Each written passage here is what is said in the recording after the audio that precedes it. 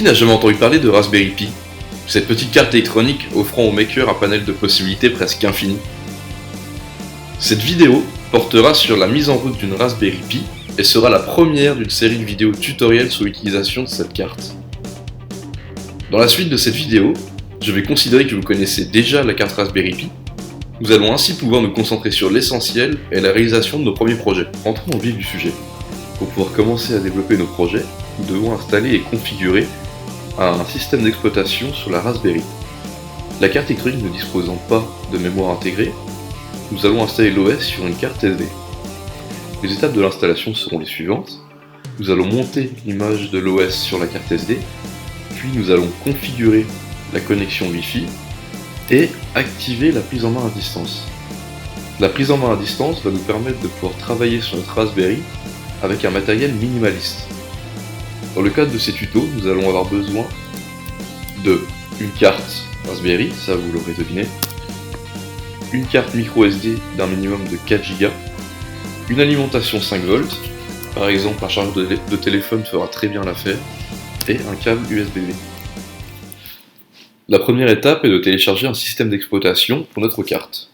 Pour cela, nous allons nous rendre sur le site officiel de Raspberry et nous rendre sur l'onglet téléchargement.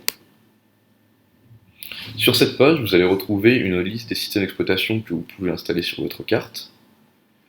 Mais nous allons nous intéresser à l'OS Raspbian, qui est un OS basé sur Debian et qui a été optimisé pour tourner sur Raspberry. C'est aussi l'OS que la fondation Raspberry nous recommande d'utiliser. Pour cela, nous pouvons directement lancer le téléchargement de la version avec les logiciels recommandés. Une fois le téléchargement de Raspbian terminé, je vous invite à brancher votre carte SD dans votre ordinateur et à télécharger et ouvrir le logiciel Etcher. Le logiciel Etcher va nous permettre de monter l'image de l'OS sur notre carte SD. Donc une fois Etcher ouvert, vous devez sélectionner l'image. Donc dans mon cas, ça va être dans téléchargement Raspbian. Ouvrir. Sélectionnez la carte SD sur laquelle vous voulez flasher l'OS et simplement cliquez sur Flash. Une fois que Etcher a fini de monter Raspbian sur votre carte SD, il est normal de ne plus l'avoir dans votre poste de travail. Il vous faut alors la débrancher puis la rebrancher. À partir de là, nous allons maintenant configurer la connectivité Wi-Fi de votre carte Raspberry. Pour cela, ouvrez un éditeur de texte, par exemple Sublime Text. Collez-y ces quelques lignes qui se trouveront dans la description.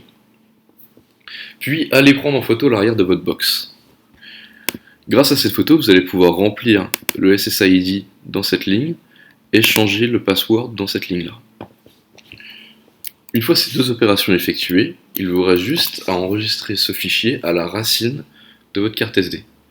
Allez à la racine de votre carte SD, puis nommez le fichier wpa_supplicant.conf. Il nous reste maintenant à activer le protocole SSH sur notre carte. Le protocole SSH va nous permettre, depuis notre ordinateur, d'envoyer des lignes de commande à la Raspberry pour la commander. Pour cela, créez simplement un nouveau fichier dans votre éditeur de texte et enregistrez-le sous le nom de SSH à la racine de votre carte SD. Il est important de ne pas mettre d'extension à ce fichier, juste SSH.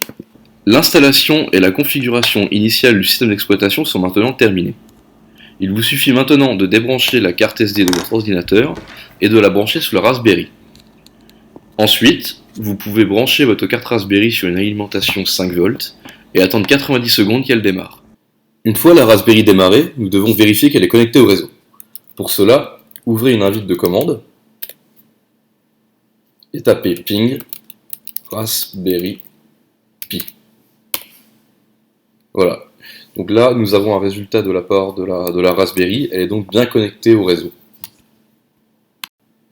Nous allons maintenant nous connecter en SSH à la Raspberry pour pouvoir activer la connexion bureau à distance. Pour cela, si vous êtes sur Mac ou sur Linux, vous pouvez utiliser directement le terminal, l'invite de commande. Si vous êtes sur Windows, vous allez devoir télécharger PuTTY. Je vous mettrai un tutoriel dans la description. Donc une fois dans votre invite de commande, il vous suffit de taper SSH,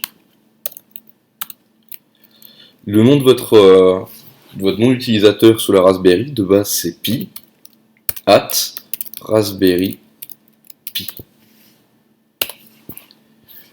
La Raspberry vous demande le mot de passe. Le mot de passe est Raspberry. Voilà, maintenant vous êtes connecté en SSH à votre carte Raspberry. Et pour activer le serveur VNC qui va nous permettre de prendre la main à distance sur votre Raspberry via un bureau graphique, on va aller dans les réglages Linux. Donc pour ça, on va taper sudo raspi config. Nous voilà dans les réglages de la Raspberry. Et nous allons aller dans Interfacing Options. Puis VNC. Et Yes.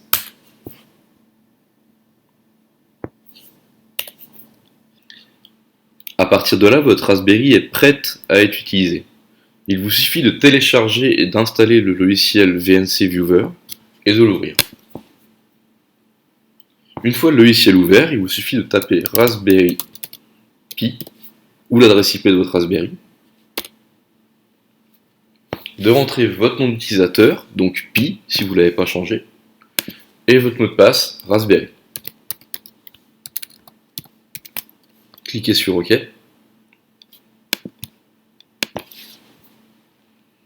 Et vous avez maintenant accès au bureau à distance de votre Raspberry.